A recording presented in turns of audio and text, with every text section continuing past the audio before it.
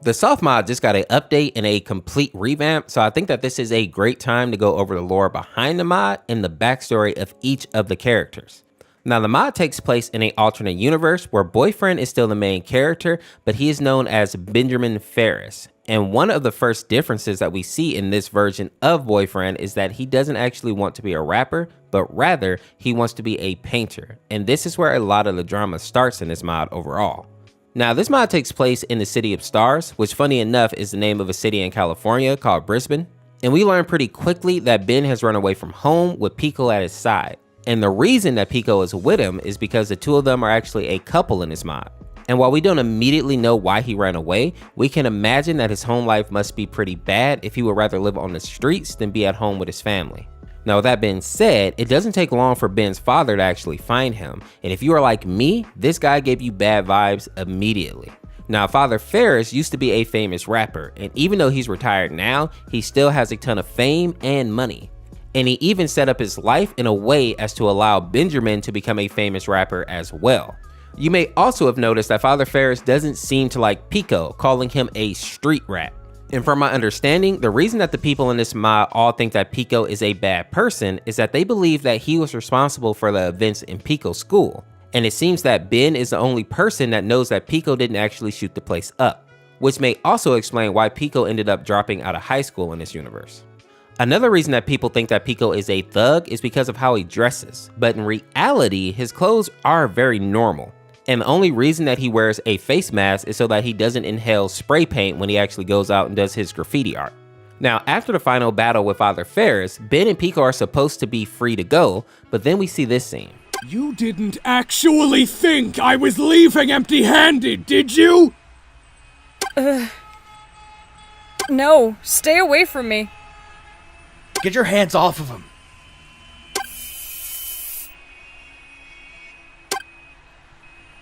Pico!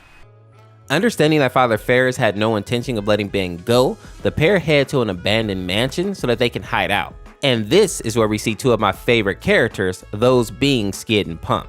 Now, there isn't a lot of lore for them in this mod in particular, but they do help us understand how famous Ben's parents are, considering that the boys watch them on TV all the time.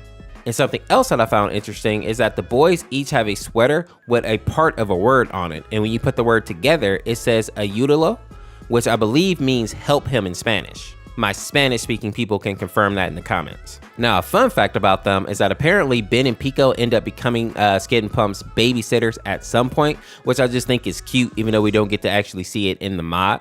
And just to be clear for my people who are not familiar with Spooky Month, at the end of their week, Pico says this. Where are the kids? I don't know. They said something about candy and ran off. Don't worry, though. They got a ride from someone driving a white van. They what? The boys are not in actual danger here because the person who actually picked them up is probably Frank, and Frank is basically like friends with their parents, so he won't actually hurt the boys, or at least he hasn't done it up to this point.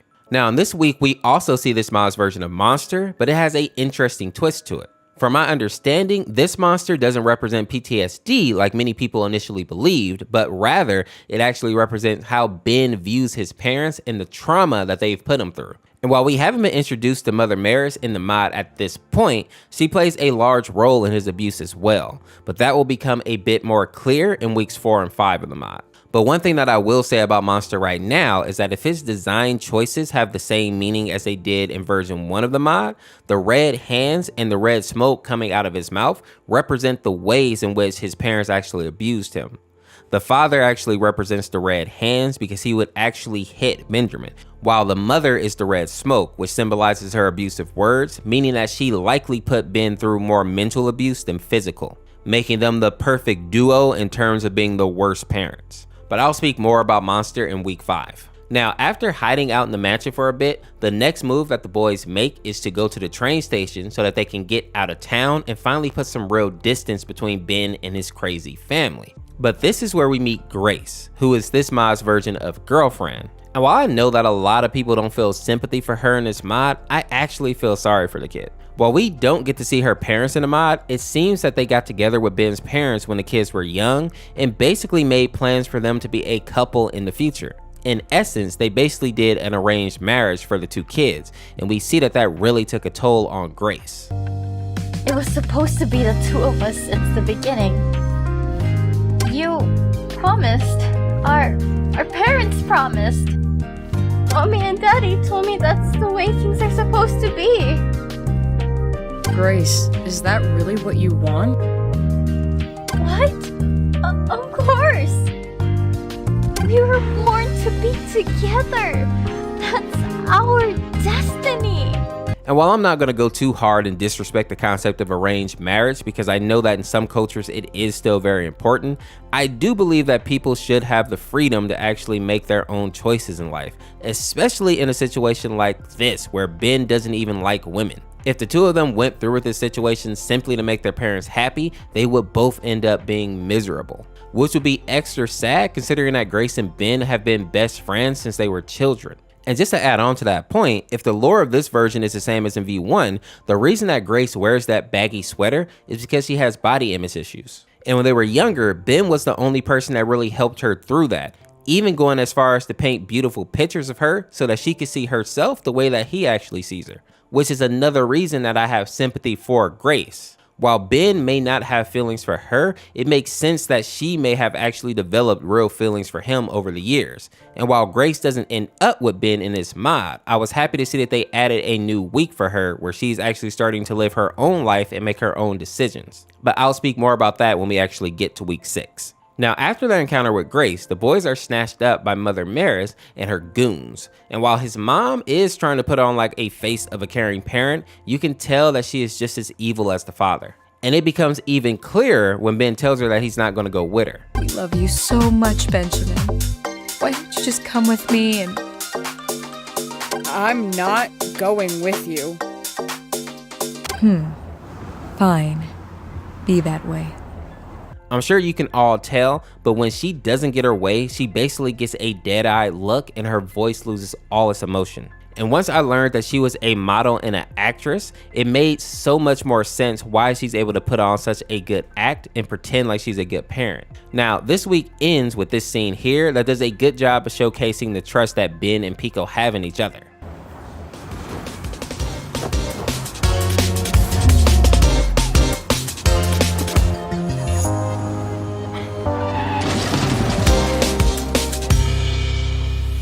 Now, after their encounter with Ben's mom, the couple goes into hiding for a month and manages to avoid his parents until they come out of hiding and end up at one of his parents' meet and greets, which honestly is just bad luck. His parents try to put on their facade again, but it breaks down very quickly.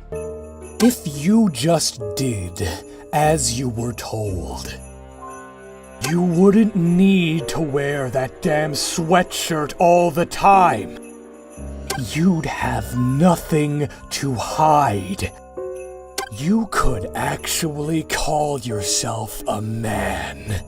It seems that the parents are just willing to say the quiet part out loud now, but I think the most important part of this week is when Monster makes its return. This scene is basically meant to show us that Ben is not afraid of his parents anymore, and it's not going to allow them to control his life. And I think that this scream here is basically supposed to be him finally being able to stand up for himself and face his parents. And now that they no longer hold power over him, this monster that used to haunt him is now fading away, meaning that he and Pico can finally start to live their life together without being hounded by his parents. Now we move over to week 6, which is a completely new addition to the Soft universe, which basically shows life after Ben and Pico escape from Ben's crazy parents. And it starts with them doing a double date with Grace, which is great for a few reasons. The main one being that it shows that Grace has moved on from Ben and also that she is willing to go out and live her own life. Now her new boyfriend is this guy who's basically like this universe's senpai. He seems to have issues with Ben, even showing up to the date holding a knife and having a desire to make Ben pay for taking away Grace's happiness, which of course is why he challenges him to a rap battle. I don't know if the development team meant to make this guy unlikable, but it seems like Grace found herself a loser if I'm being honest.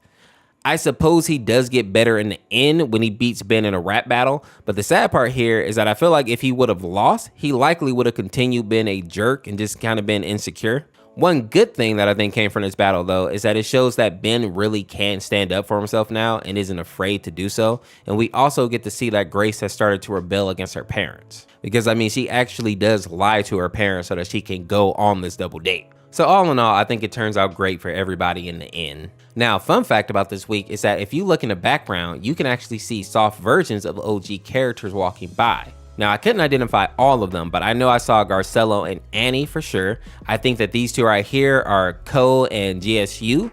This right here is the Red Among Us, obviously. Here we have Carol and Sunday. This is my boy Goku. And this right here, I believe, is Ruby and CJ. Put down in the comments if I missed anybody. Now, with that being said, the mod also has a epilogue where we see Pico and Ben have a duet while looking over the city. I really like this because they use Pico's actual vocals, and it was just a super cute scene if we're being honest.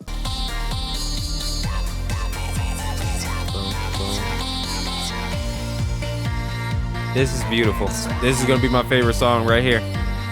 And I may be wrong here, but I think this is also the first time that they each say that like they love each other.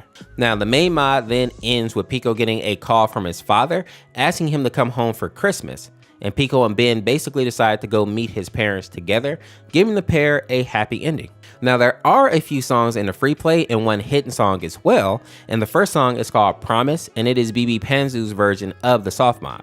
And if I remember correctly, he only made one song, and it was based on the train station scene in the original mod. The second song is called Rolling Girl, and it is based on a Miku video by the same name, and was honestly one of my favorite songs in the whole mod. I'll go ahead and put like a side-by-side comparison in the video here so that you can actually see the similarities. The next song is called Lag Train, and it is heavily inspired by the music video by the same name.